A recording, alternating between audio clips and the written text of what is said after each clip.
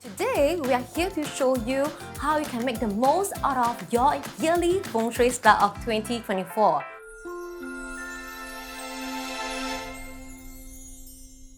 Hello everybody, my name is Sharlyn and welcome to the Lake Garden Residences right here at Yuanqing Road. This gorgeous development overlooks the Jurong Lake as well as the Chinese Garden. And of course, I have a special guest for this.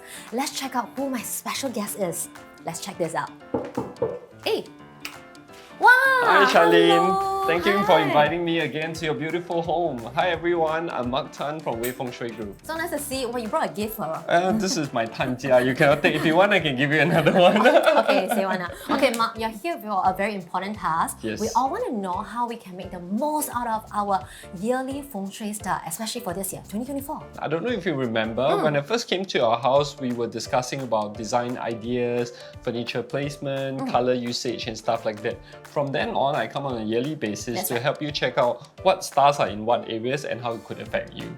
Yeah. So today we are here to learn about all these feng shui stars of 2024, and I also know that the main door is also a very important part of the feng shui of the house. Is that right? So basically, the main door is the start of the feng shui of your house, which is why feng shui masters spend so much time at the main door, looking and checking directions and stuff like that. Why? Because this is where we welcome energy, and it's very important for us to block off bad energy so good energy can come in, right? So how do we neutralize? We hang emblems that can block away the energy, so the rest of the energy that brings good fortune can come into your house. What are the bad stars? Two bad stars that we will pay special attention to. One of them is called the Tai Sui Rendu star. The other one is called the Sui Po Misjudgment star. These two stars, once you block them, it allows good energy to come in. Wow, that's a great tip. You know, Master Mark, let's check out another important part of the house. Let's start with the kitchen, shall we? Okay, so right now we are at my most favorite part of the house, which is the kitchen. So for the kitchen, Mark, is there anything to take note of? The kitchen is very simple, right? So the kitchen represents the health and the well-being of the family. So you want to make sure you let in plenty of natural light. You want to keep it clean and keep it well ventilated. And it's very important for us to pay attention to two black stars. Two black star is an illness star. If it lands in your kitchen, this is a year that it can cause illnesses to the family members. So you don't want that to happen, right? So if that star comes in your kitchen, make sure you neutralize the energy. Wow, this is home, truly, where I know I must be. So you can see, this is my spacious living room. Yes, it's very spacious and it's very beautiful, just like you. Oh, thank you, so sweet. See, Master Mark, so nice. Yes, Master Mark, you know this is our living room and the most also, I think, an important part of the house. Yes. What are the things that we should take note of our living room? So in Feng Shui, there's this concept called 长风纳气. 长风纳气 means you receive energy. You want to make sure it rests before it starts circulating again. Where's the best place for qi to rest is our living room. Oh, like this place. Yeah, like this place. Best spot. So we must make it a habit not to head straight into the bedroom when we come home. We want to hang on in the living room a little bit, let the energy rest here first before it circulates to the rest of the house. This helps in family harmony. Say for example, if you come back as a family, you want to make it a habit to just hang out in the living room, chit-chat a little bit before everybody goes back into their individual bedroom. Wow, that's a Yeah. good tip. Okay, so our viewers who are listening and also watching right now, what are also some of the stars, feng shui stars of the year that we must take note of around here? So there's good stars and bad stars. We have to pay attention to both. The good stars are the money stars. Like I said, this is a good place to accumulate energy, let energy rest. So if you have your wealth star in the living room, it can help you accumulate wealth for the year ahead. The two stars that are related to wealth are the 正财 and the 偏财 stars. So what's the difference between the 正财 and the 偏财 stars? So the 正财 star is for people with just one income. For people who are holding a 9-to-5 job, you have a good income, you're happy in the income, you want progression in your career, activate your 正财 star in your living room. That's fixed income. Yeah, for 偏财 star is for people with more than one income stream. Say for example, you are working and you're doing some investments, or like yourself, you're a business owner, right? Business owners, you have new opportunities, new market, new clients every year. You definitely want to activate your Pian Cai star. But as a rule of thumb, no matter what the Cai is, I will always activate it in the living room. That's true. You know, all the Cai we must activate, whether it's Pian Cai or Zheng Cai. Keep it coming. I like this. I like this. Okay, so what about the inauspicious stars in the living room that we should take note of for 2024? So this is one star called the 3 killing argument star. The 3 killing argument star obviously causes argument, right? So if it comes into this area, we want to neutralize it. Neutralize it and make sure that your family stays harmonious for the year ahead. Hi, Master Mark. Please take a seat. Thank you, thank you. Okay, welcome to the study room, and I use it for work as well. Is it always this tidy? I only tidy up because you're coming. So when it comes to like study room or workplace, right, in our home, because we are all now adjusting to a hybrid working style and working asynchronously. So can you share with us, like, for the Feng Shui of 2024, what to take note of for this room? So as a general rule for study room, regardless if you're using it for work or your kids are using it to study for school, is that it has to be kept neat and tidy. Why? Very neat already. Because our study room is really a reflection of our mind. So if our room is constantly like cluttered, or you cannot find things in the study room, that means that your mind is equally cluttered as well. It makes me feel very guilty about it, and it's only extremely neat because you're coming today. So if you're watching this, tidy up your study room and your working area. So the yearly stars to pay attention to, if you're using it for work, is the benefactor star.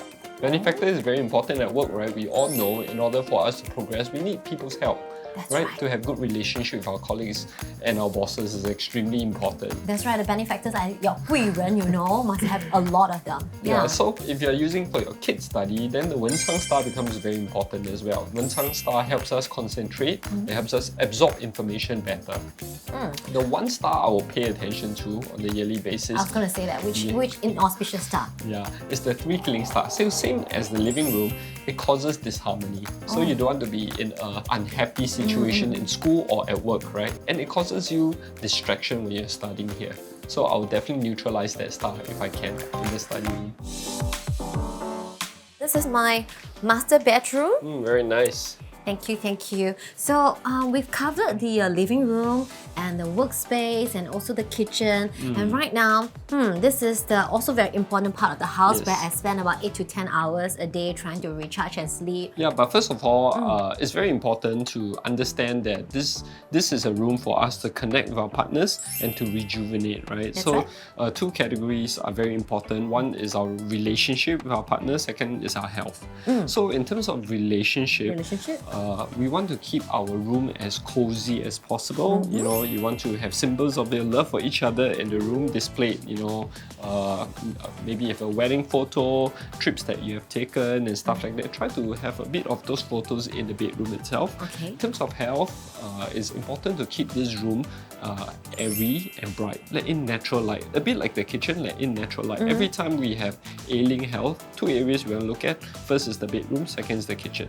And we want to try to let it air a little bit and let in natural light. Okay, I hope this is bright enough to bring It's in the very bright. yang qi. It's bright and romantic. Oh yeah, I try to make it very romantic so that, you know, when my hubby comes home, it's a love nest.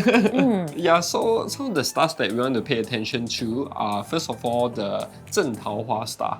正桃花 star is a star that enhances existing relationship between two parties. If it comes into your bedroom, I'll definitely activate it by putting symbols of love for each other. Maybe, you know, trips that you all took together, pictures, or, you know, like Chinese people use Mandarin duck or the love swans as a symbol for love for each other. So we can put things like love quotes, all this. Yes. It will enhance our love and also make us connect even more, right? Yes. Great tip. Okay, let's check out another room. Okay, let's go. Let's go. So just now in the master bedroom, we talk about 正桃花, but then there's this other 桃花 called 偏桃花. So the difference between 正桃花and 偏桃花 is that 正桃花 strengthens existing relationships.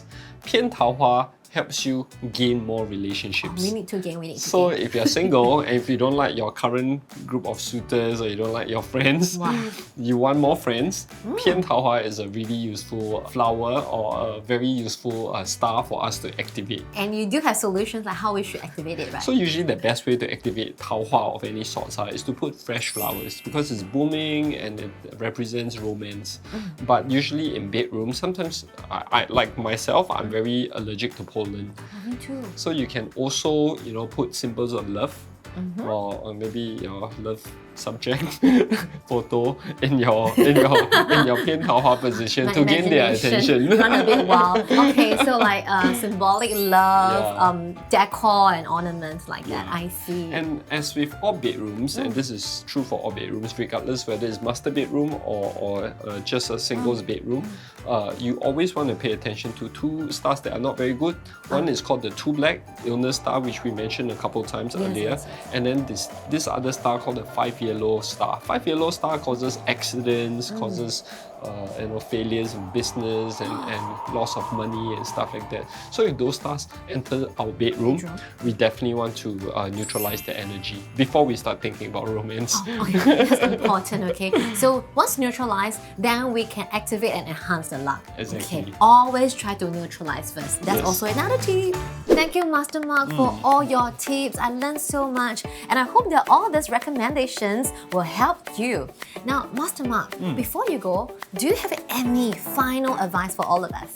Yes, Feng Shui is not a one-size-fits-all solution. So we have to take into account your direction, the bazi of your family member. So if you want to customize something that is more personal to your household, then join us at our annual Chinese Zodiac and Feng Shui Workshop. That's right. So I've attended the workshop before and it's definitely worth more than $600. But the ticket, wow, it's really, really affordable for all of us to attend. So what are you waiting for? Go ahead and grab the tickets right now and make 2024 a HUAT year. So may the HUAT force be with you. And please remember to also like, share, and also subscribe to our inspiring content. Alright? So remember to sign up for our course. Bye! See you at the workshop. See you.